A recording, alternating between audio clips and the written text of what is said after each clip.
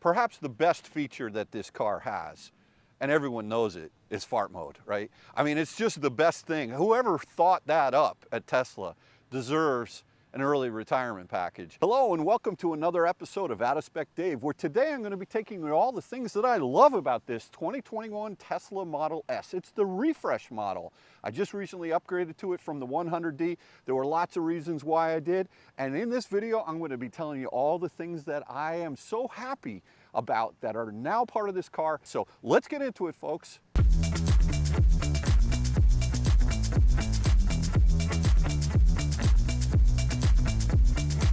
The horizontal screen on this car is great. Why do I love it? Not just because you can watch Netflix movies and play games better on it and the resolution is excellent, but it's also on my 100D, my knee was jamming into the 17-inch vertical monitor, and on this one it doesn't.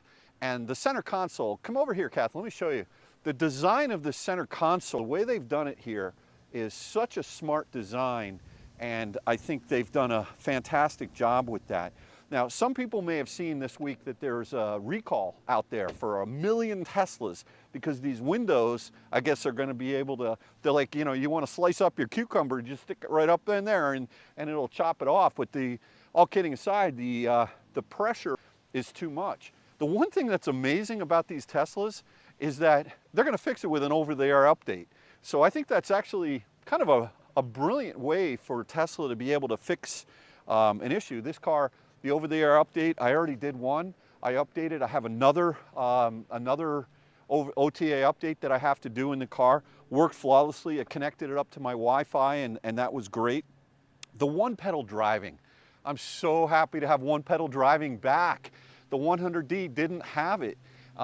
It had hold, but you had to use the brake. The number of times that I'm using the brake on this car is now so far and few between. It's like being back in the Model 3s or the Model Ys. It's got all the best of the Model 3s and the Model Ys in this new refresh package, which they started delivering in June of 2021. Bought it recently at Carmax. It's got about 22,000 miles on it, and it really, the drive is just incredible. The suspension is a little bit firmer than the 100D. It has tremendous flexibility in terms of the control of the air suspension, but I don't really feel that much of a difference. I have to play around with it a little bit more, but I have it in the comfort setting, and I'm wondering if it's probably maybe the wheels, because the tires here are only 35s in the sidewalls, but the drive is amazing. It's super smooth.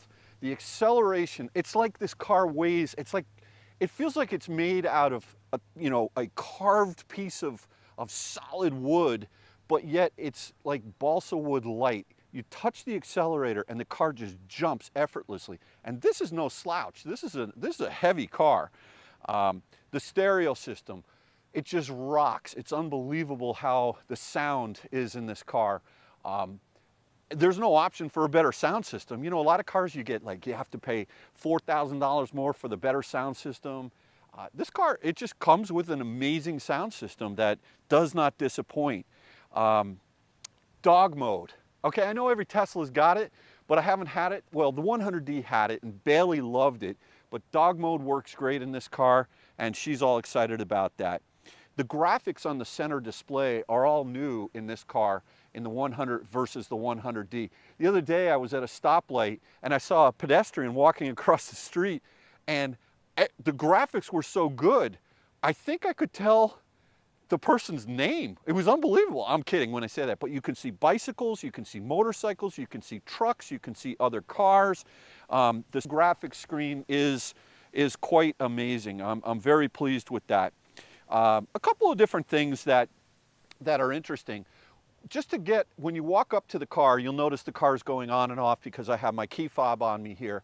But what I love about all Teslas is that you just walk up to the car, it unlocks itself, it presents the door handles to you, and I do love the door handles on the Model S so much more than on the 3 or the Y. I could never, I don't know, maybe there's something wrong with me, but I can never really get the feel for those Model 3 and Model Y door handles.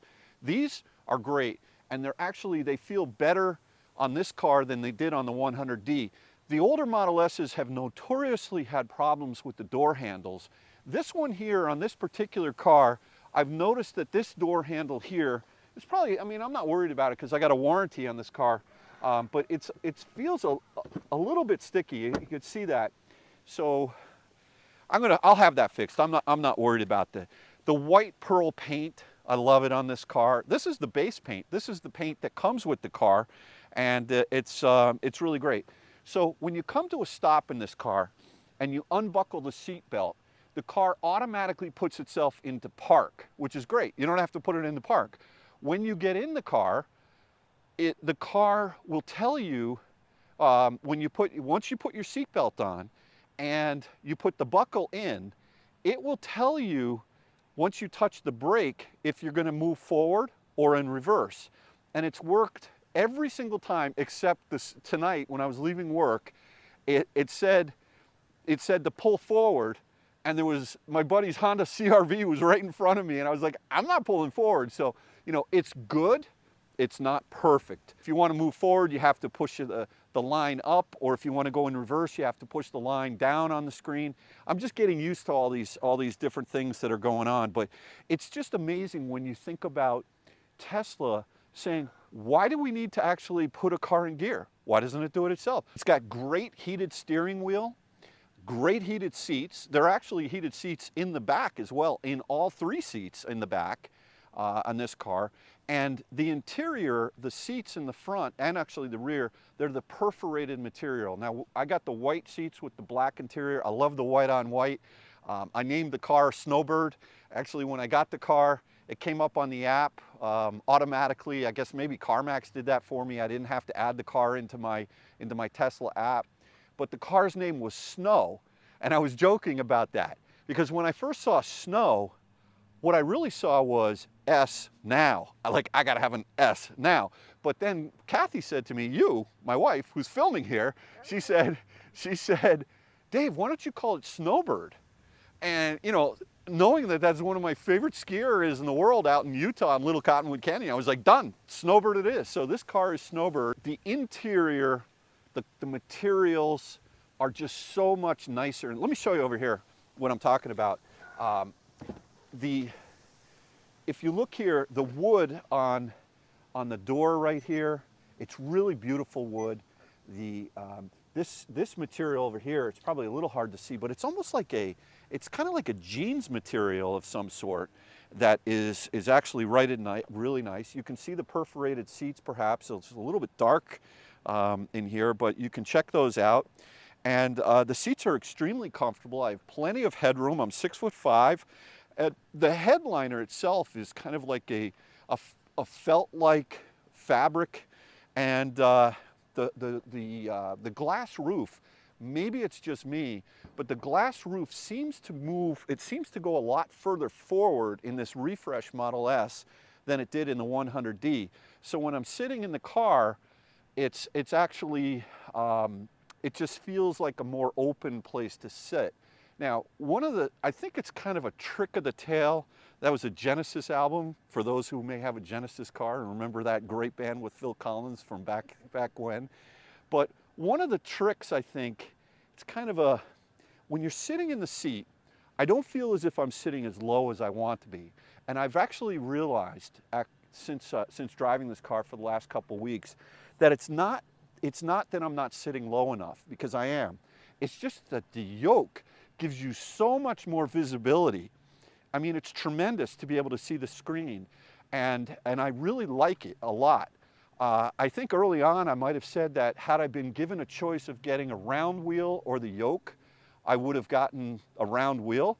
I don't think I would now, after driving this for a couple weeks. I'm still having to get used to the turn signals, as I mentioned on another video, and in a panic situation, I'm not sure that the yoke is going to be quite as safe, perhaps, as the round steering wheel, but I think that's just going to take some getting used to. Okay, the rear visibility out the back is actually good. You know, sometimes you have these cars where in the back seat, the center seat has a headrest that comes up, and it's amazing for me when I look at the center headrest, it's just below the horizon line for the rear window out the back. Now, it's not a huge rear window, it's a long rear window, but it doesn't provide a tremendous amount of of depth space, but it's very wide, and I really have no issues with visibility out of the back. I'm still getting used to the mirror settings and just being the awareness of cars around me when I'm making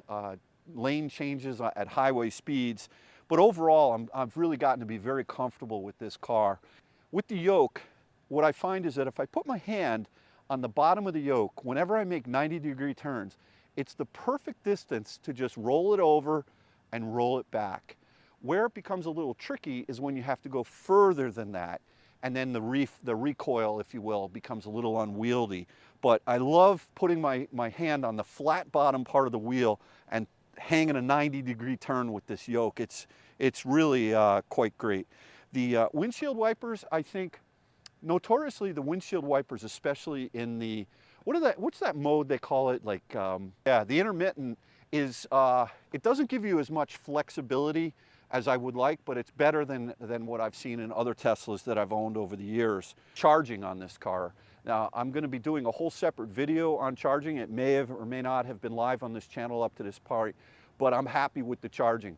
That was one of the main reasons I wanted to get rid of the 100D, because the charging peak and curve was quite bad, especially coming out of the Ioniq 5 and Kathy, you with the GV60, where I'm used to these high speeds.